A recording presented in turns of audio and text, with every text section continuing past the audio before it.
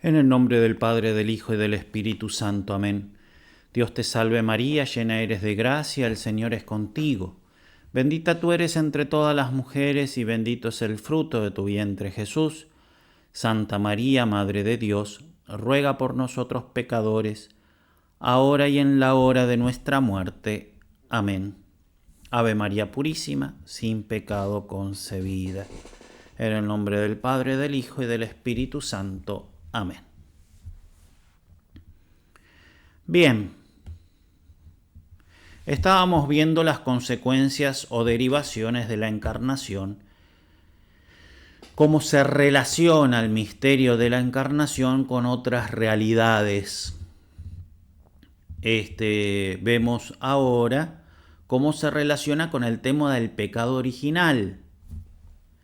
Y seguimos particularmente a Cándido Pozo en El Credo del Pueblo de Dios, una edición de Lavac. Bien,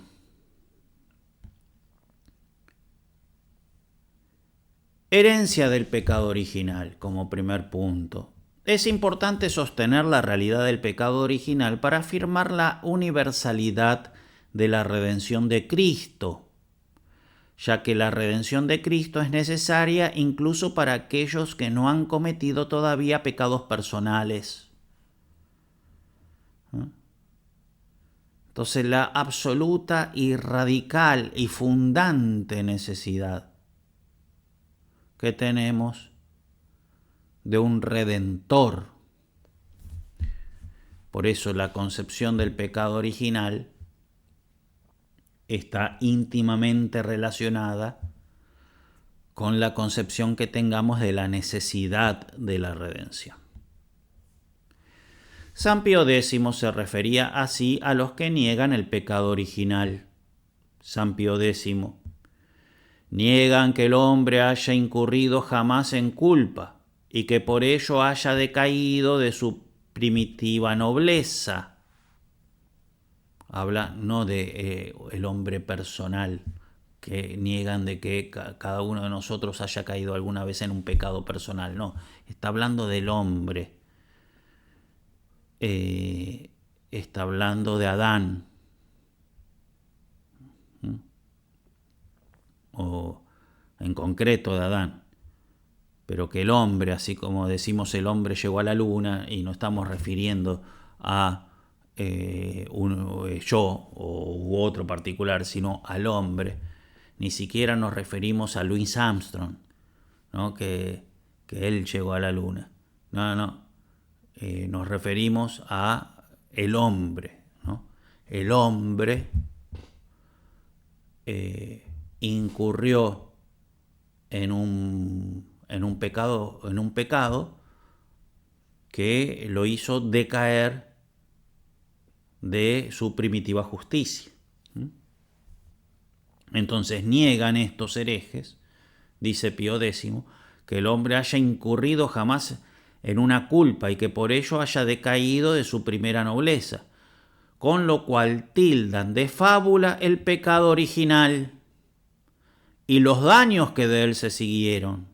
Esto es, la corrupción del género humano desde su mismo principio, la consiguiente ruina de toda la humana progenie, los males que se introdujeron entre los hombres y la imperiosa necesidad de un reparador. Fíjense cómo Pío X, la imperiosa, ¿sí? Como del pecado original, se sigue todo esto, de modo tal de que si para vos el pecado original es una fábula, todo esto es fábula. Si el pecado original para vos es fábula para vos la corrupción del género humano desde su principio, es fábula para vos la consiguiente ruina de toda la humana progenie, es fábula aunque los males que se han introducido entre los hombres, y es fábula también, si te parece fábula el pecado original, es fábula también para vos que necesitemos de un reparador. Admitido esto, a nadie se le oculta que ya no queda lugar para Jesucristo, para la Iglesia, para la gracia, ni para cosa alguna que exceda del orden natural. Si el hombre no tiene pecado original, listo, no necesita de Cristo, no necesita de la Iglesia, no necesita de un orden sobrenatural. Y en suma, que todo el edificio de la fe se destruye hasta en sus mismos fundamentos. Entonces fíjense la necesidad de afirmar el pecado original. El credo del pueblo de Dios, 30 de junio de 1968, en el credo del pueblo de Dios decía Pablo VI, recuerden que nosotros estamos siguiendo a Cándido Pozo, que lo que hace justamente en una edición de la BAC es comentar este credo.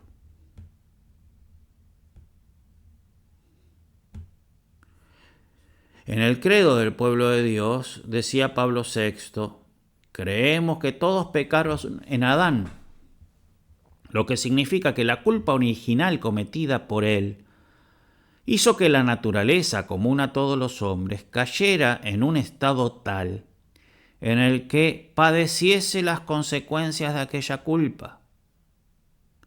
Así pues, esta naturaleza humana, caída de esta manera, destituida del don de gracia del que antes estaba adornada, herida en sus mismas fuerzas naturales, o sea, pierde la gracia e incluso sus fuerzas naturales, y sometida al imperio de la muerte, es dada a todos los hombres, o sea, la naturaleza así dañada es la que recibimos. Por tanto, en este sentido, todo hombre nace en pecado, porque recibimos una naturaleza dañada por el pecado. Mantenemos, pues, siguiendo al Concilio de Trento, que el pecado original se transmite juntamente con la naturaleza humana por propagación, no por imitación, y que se halla como propio en cada uno. Se transmite. Cuando vos recibís la naturaleza, la recibís con el pecado original. Se transmite por propagación, que quiere decir que cuando vos recibís la naturaleza, recibís también el pecado original. No por imitación. No es que yo por imitar a Adán recibo el pecado original. No, lo recibo sin imitarlo. Lo recibo al recibir la naturaleza. No por propagación. Por propagación, no por imitación, y que se halla como propio en cada uno. Creemos que nuestro Señor Jesucristo nos redimió por el sacrificio de la cruz del pecado original, de ese que recibimos, y de todos los pecados personales cometidos por cada uno de nosotros. Sigue el texto, confesamos, creyendo un solo bautismo, instituido por nuestro Señor Jesucristo para el perdón de los pecados. Que el bautismo hay que conferirlo también a los niños, que todavía no han podido cometer por sí mismos ningún pecado. ¿Por qué? Si no tienen ningún pecado. No han cometido ningún pecado, sí, pero tienen pecado, por más que no hayan cometido ellos ningún pecado personal, tienen el pecado original, porque justamente lo reciben por propagación, no por imitación. Y entonces, como tienen el pecado original, son sujetos del bautismo. Hay que conferirlo también a los niños, que todavía no han podido cometer por sí mismos ningún pecado, de modo que, privados de la gracia sobrenatural en el nacimiento, nazcan de nuevo del agua y del Espíritu a la vida divina en Cristo Jesús. La frase clave es esa que dice por propagación y no por imitación, mostrando que heredamos el pecado original y no que lo adquirimos por imitación con pecados personales. No es que adquirimos el pecado cuando hacemos pecados personales, sino que lo adquirimos simplemente por el hecho de nacer, no por el hecho de nacer, por el hecho de ser concebidos. ¿Por qué lo heredamos? Bien. Dice Romanos 5:12. Por lo tanto, por un solo hombre entró el pecado en el mundo, y por el pecado la muerte, y así la muerte pasó a todos los hombres porque todos pecaron.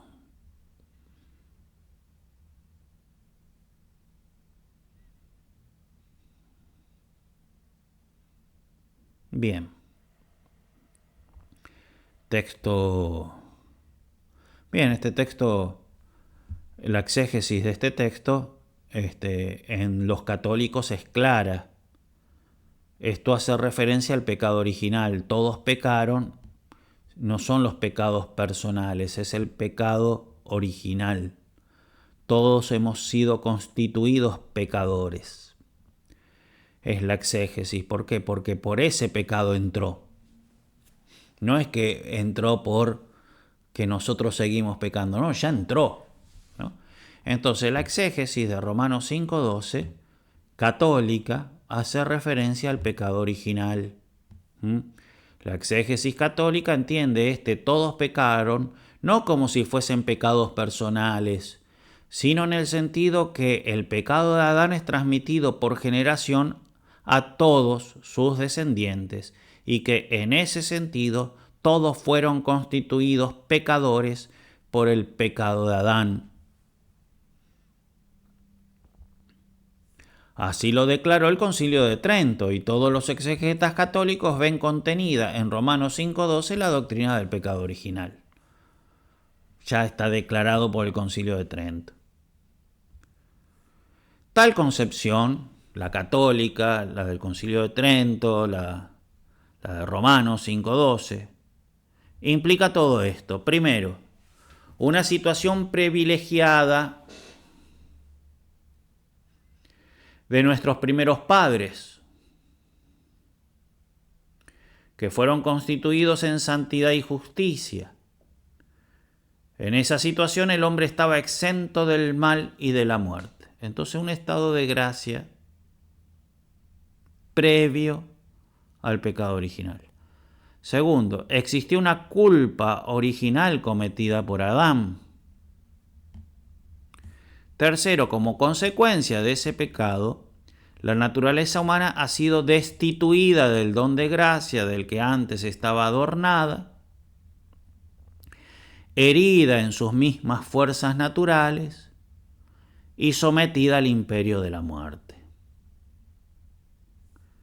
La profesión de fe de Pablo VI recoge la doctrina del Concilio de Trento sobre la transmisión del pecado original. Ese pecado se transmite juntamente con la naturaleza humana por propagación, no por imitación.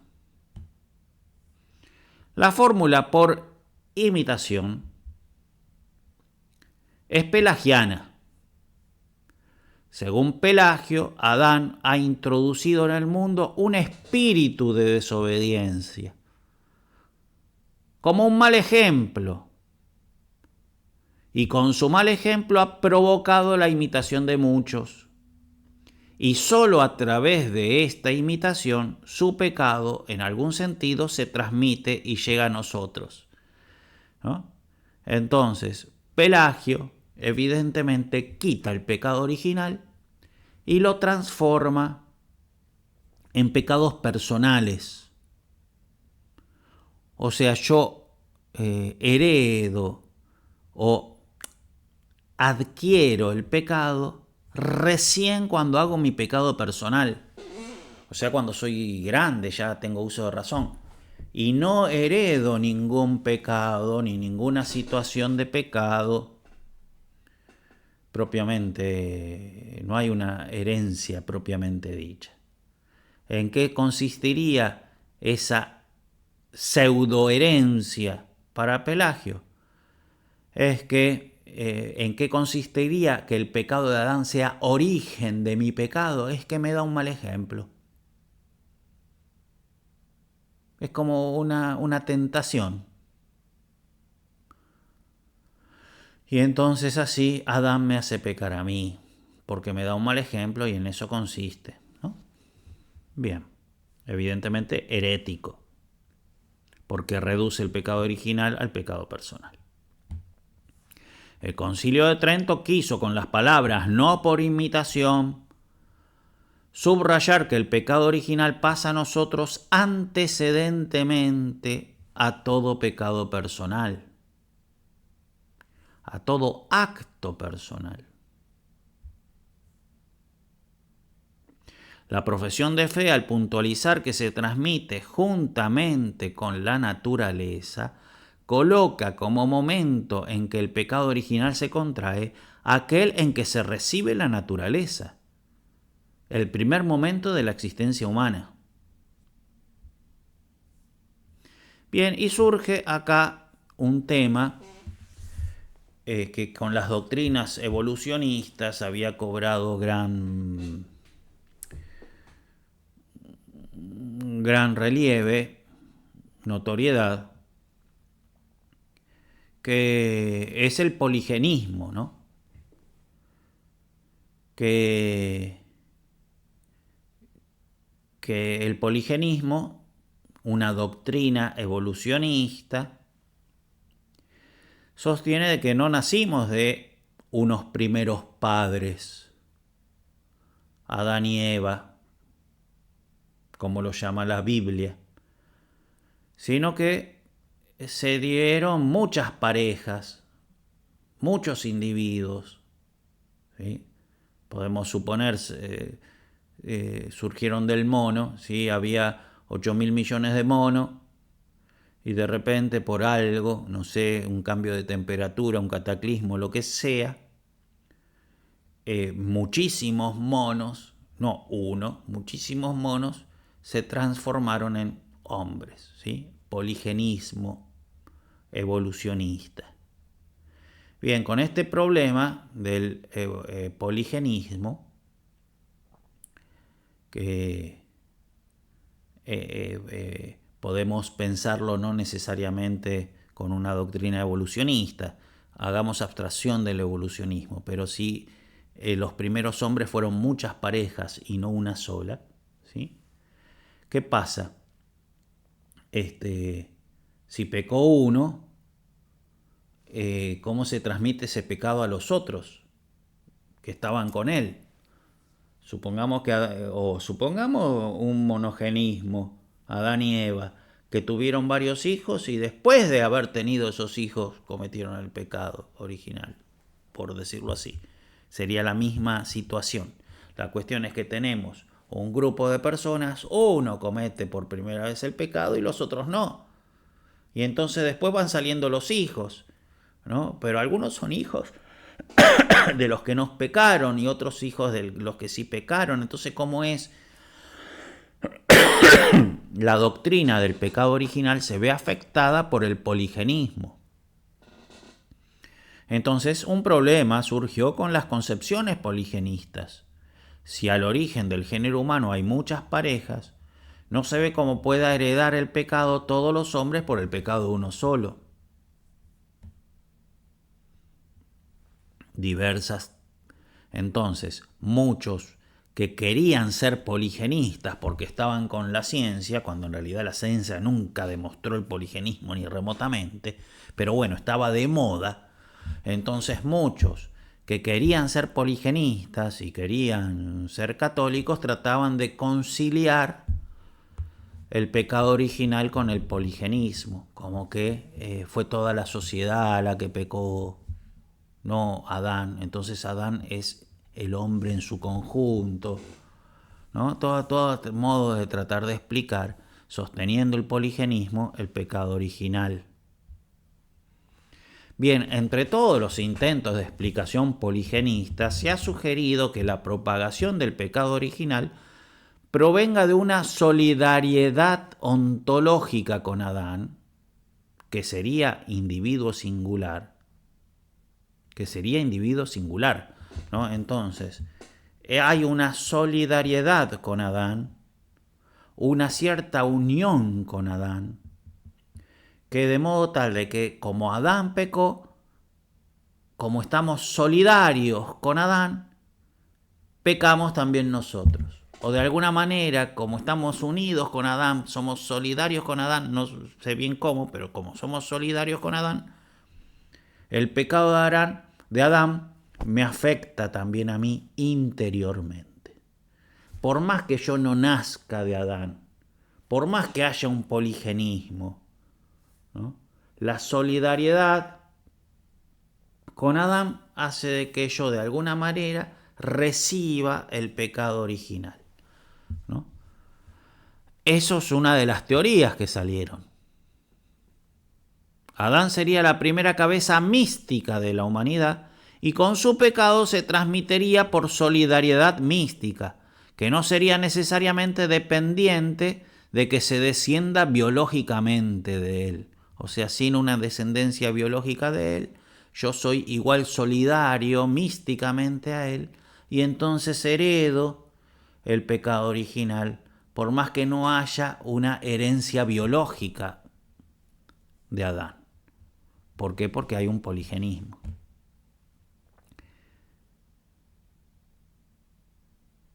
Esta explicación sería compatible con Trento si las palabras por propagación sean meramente sinónimas a no por imitación y no equivalgan a decir por generación. Entonces, si para Trento por propagación no es por generación, sino por otro medio, se propaga por otro medio que no es la imitación, no es el pecado personal, sino que se propaga por otro medio, no sé cómo, al modo de un virus, no sé cómo se propaga, pero no por generación, ni tampoco por imitación, sino por otro tipo de propagación. Si fuese así, si así se pudiese interpretar Trento, esta teoría de la unidad mística con Adán y no la descendencia biológica con Adán, podría usarse para decir que nosotros recibimos el pecado original sin necesidad de pecados personales. ¿Por qué? Porque de alguna manera lo recibo de Adán, si bien yo no soy descendiente biológico de Adán porque hay un poligenismo, yo igual lo recibo de Adán, no por imitación de mis pecados personales, sino que lo recibo con la naturaleza, pero no por una descendencia biológica, sino por una unidad mística.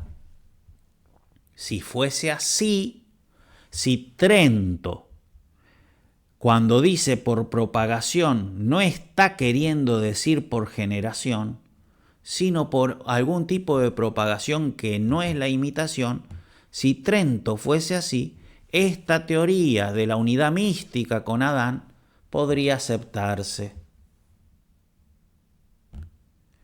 Pero los estudios históricos de las actas del Concilio de Trento, por ejemplo los realizados por Ghibellini, parecen más bien demostrar la equivalencia absoluta y total en el Concilio de Trento entre propagación y generación. Entonces Trento estaría definiendo que esa propagación es por generación, de modo tal de que con esa definición de Trento el poligenismo no sería compatible con la fe católica en el pecado original.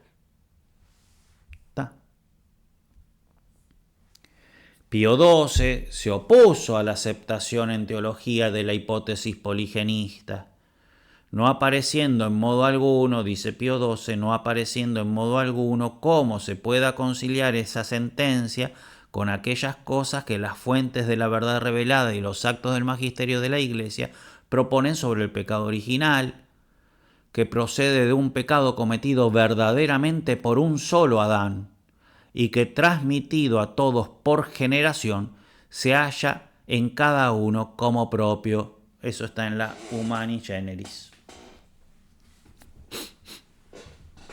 Bien. Otras concepciones erróneas acerca del pecado original. Insistimos, estamos viendo el pecado original. ¿Por qué? Porque es absolutamente necesario la afirmación clásica católica acerca del pecado original para mostrar la necesidad radical, absoluta y universal de un redentor, ¿no? Bien. Otras concepciones erróneas. Es totalmente inadmisible sustituir a la idea de transmisión por propagación con la de transmisión por pecados personales, ¿sí? Es totalmente inadmisible sustituir a esta idea de propagación con la transmisión por pecados personales. Está mal eso. O también está mal hacer del pecado original un pecado del mundo, reducirlo a un ambiente de pecado que gravita entre nosotros, afirmar finalmente que se puede decir que el pecado original solamente toma forma concreta en nuestros pecados personales. Todo ese tipo de concepciones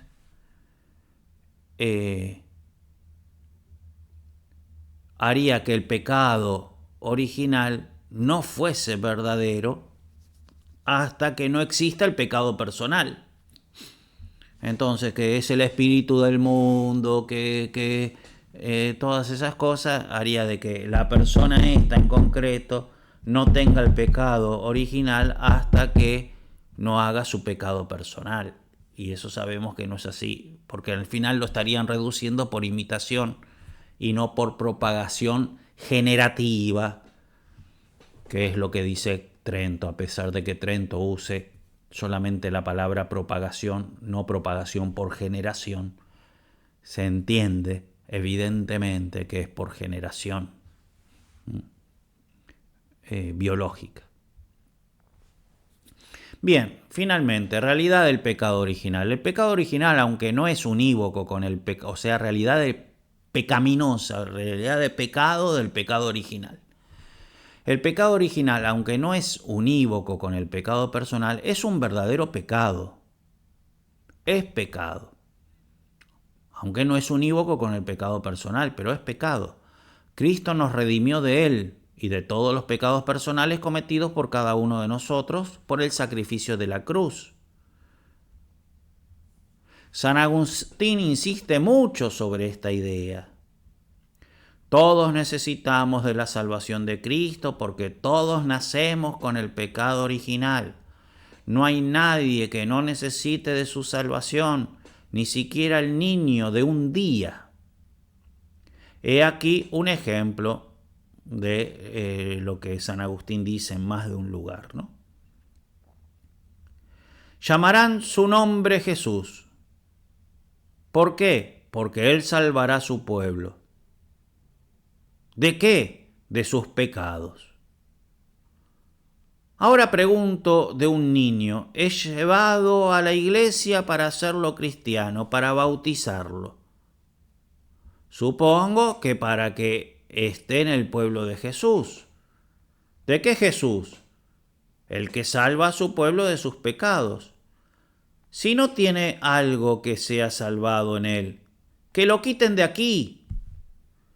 ¿Por qué no decimos a las madres, quitad de aquí a esos niños? Pues Jesús es el Salvador. Si estos no tienen algo que en ellos sea salvado, quitadlos de aquí. ¿Sí? Sermón de San Agustín. La redacción todo se nota que es coloquial, es un sermón.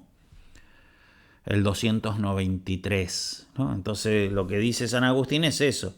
Si este chico no tiene pecado porque no cometió pecados personales, ¿para qué lo bautizan? Díganle a las madres que los saquen, que no los bauticen, si no necesitan de Jesús. Si no han cometido ningún pecado y no tienen pecado. Si necesitan de Jesús es porque tienen pecado. Pero si no cometieron ningún pecado, ¿cuál es el pecado que tienen? El pecado original. Entonces el niño necesita la redención porque tiene el pecado.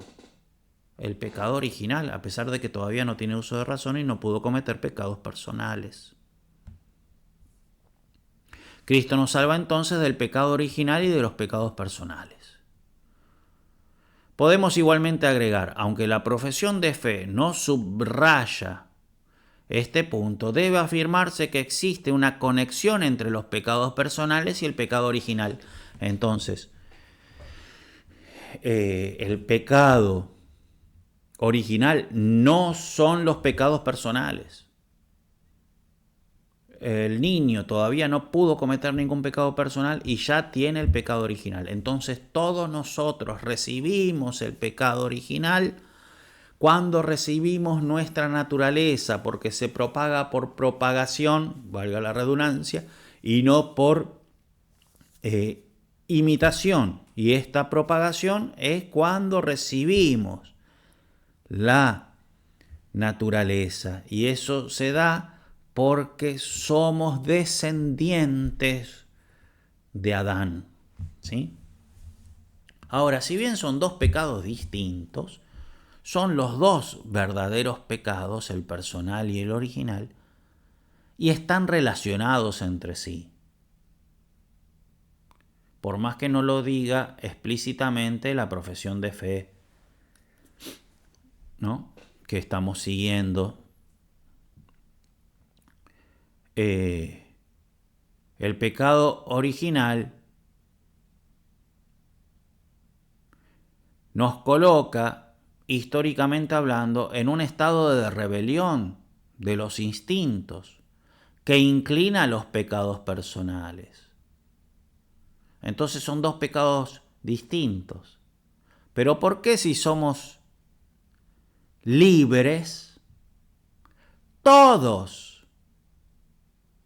cometemos pecados personales? ¿Por qué si somos libres?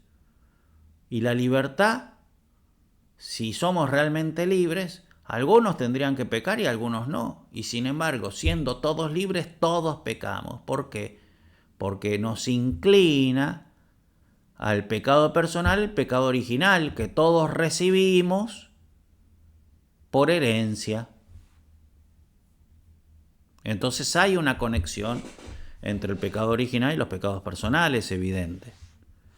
Esta conexión la afirmó San Pablo en Efesios 2:3. Todos nosotros también nos comportamos así en otro tiempo, viviendo conforme a nuestros deseos carnales y satisfaciendo nuestras concupiscencias y nuestras malas inclinaciones, de manera que por nuestra condición estábamos condenados a la ira, igual que los demás. Todos nosotros hemos pecado personalmente, libremente, pero la raíz de ello se sitúa en que en nuestro nacimiento éramos ya pecadores y éramos por naturaleza hijos de la ira, ¿no? Así se entiende el texto de San Pablo. Nosotros, fuera del texto de San Pablo, nosotros podemos agregar que si bien es libre el pecado personal, el hecho de que ninguno quede exento de pecados personales muestra que todos heredamos el pecado original, que es causa no en cuanto a la realización, porque en cuanto a la realización se suma la decisión libre, sino en cuanto a la tendencia.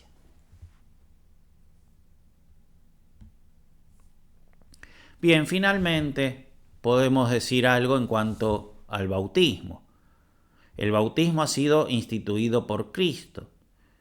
El bautismo es siempre para el perdón de los pecados, incluso con respecto a los niños que todavía no han podido cometer por sí mismos ningún pecado. también a ellos hay que conferir el bautismo con este sentido de perdón de los pecados, porque aunque no tengan pecados personales, tienen el pecado original y necesitan así nacer a una vida nueva, divina, a la que en el nacimiento natural nacen muertos. ¿Sí? Nacen ya muertos. ¿Sí? Dice Del Pozo. Nacen ya muertos, o sea, nacen naturalmente, pero en cuanto a la gracia, tienen el pecado. Nacen muertos en la vida de la gracia. Y por eso necesitan el bautismo. La profesión de fe expresa esta realidad de muerte espiritual con la frase: privados de la gracia sobrenatural en el nacimiento. Muerte espiritual cuando nacen naturalmente. Privados de la gracia sobrenatural. El mismo Pablo VI, en su discurso sobre el pecado original, explica cómo se trata de una auténtica muerte del alma, es decir, privación y no simple carencia de santidad y justicia, también en los niños recién nacidos. Es una privación, no es una simple carencia. La simple carencia, el mero no tener la gracia santificante, es lo que correspondería a la naturaleza humana en sí misma, pura. ¿Sí? Si hubiese uno con naturaleza humana sin pecado original, evidentemente tampoco tendría la gracia. Entonces tendría la mera carencia de la gracia. Pero en el niñito no es simplemente la mera carencia de la gracia, sino que está en pecado, ¿no? Por eso no es la simple carencia. La simple carencia, el mero no tener la gracia santificante, es lo que correspondería a la naturaleza humana en sí misma. En cambio, la privación, es decir, el no tener la gracia santificante debiendo poseerla, situación que presupone una elevación previa y que ha sido inducida por el pecado de los orígenes, es lo que constituye el estado de pecado original. Entonces Adán, antes de su pecado original, estaba en gracia, no solamente naturaleza y gracia. Y con el pecado original perdió la gracia y su naturaleza se debilitó muchísimo. Si Adán no hubiese pecado y nosotros hubiésemos nacido de él, heredaríamos también un estado de gracia que no podemos heredar.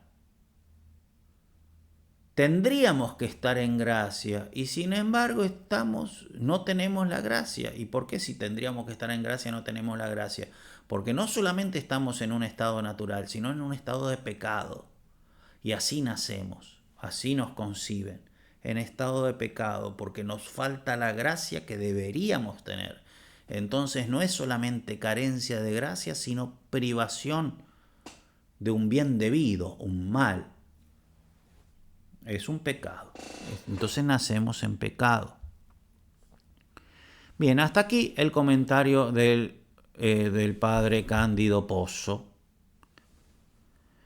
sobre el pecado original como es presentado en el Credo del Pueblo de Dios de Pablo VI.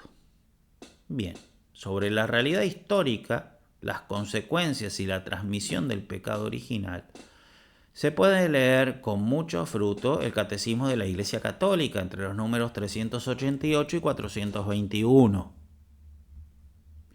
Nosotros vamos a leer ahora desde el número 416, no del 388, del 416 al 421, que es el resumen. Vieron que el Catecismo de la Iglesia Católica presenta la doctrina en extenso y después en letras cursivas suele colocar unos números a modo del resumen de todo lo que dio. Bueno, en el resumen, en la parte que habla del pecado original, del 416 al 421, lo leemos. Y dice así: por su pecado Adán, en cuanto primer hombre, perdió la santidad y la justicia originales que había recibido de Dios, no solamente para él, sino para todos los humanos. La perdió para todos nosotros. 4.17. Adán y Eva transmitieron a su descendencia la naturaleza humana herida por su primer pecado, privada por tanto de la santidad y la justicia originales. Esta privación es llamada pecado original, estamos privados de ellos. No es la mera carencia, es la privación. Entonces, un estado de pecado. 4.18. Como consecuencia del pecado original, la naturaleza humana quedó debilitada en sus fuerzas. No solamente perdió la gracia, sino que también pierde la fuerza. Y así somos perezosos, nos cuesta, ¿no? Nacen así los nenes caprichosos. No solamente sin gracia, sino con una naturaleza muy débil. Como consecuencia del pecado original, la naturaleza humana quedó debilitada en sus fuerzas, sometida a la ignorancia, al sufrimiento y al dominio de la muerte, e inclinada al pecado. Inclinación al pecado que se llama concupiscencia. 4.19. Mantenemos, pues, siguiendo el Concilio de Trento, está citando el Catecismo, el Credo del Pueblo de Dios de Pablo VI, que acabamos de comentar según Pozo. Mantenemos, pues, siguiendo el Concilio de Trento, que el pecado original se transmite juntamente con la naturaleza humana por propagación, no por imitación, y que se halla como propio en cada uno.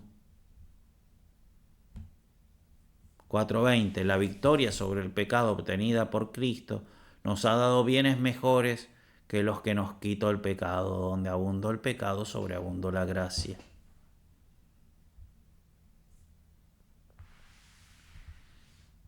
Los fieles cristianos creen que el mundo ha sido creado y conservado por el amor del Creador, colocado ciertamente bajo la esclavitud del pecado, pero liberado por Cristo, crucificado y resucitado, una vez que fue quebrantado el poder del maligno.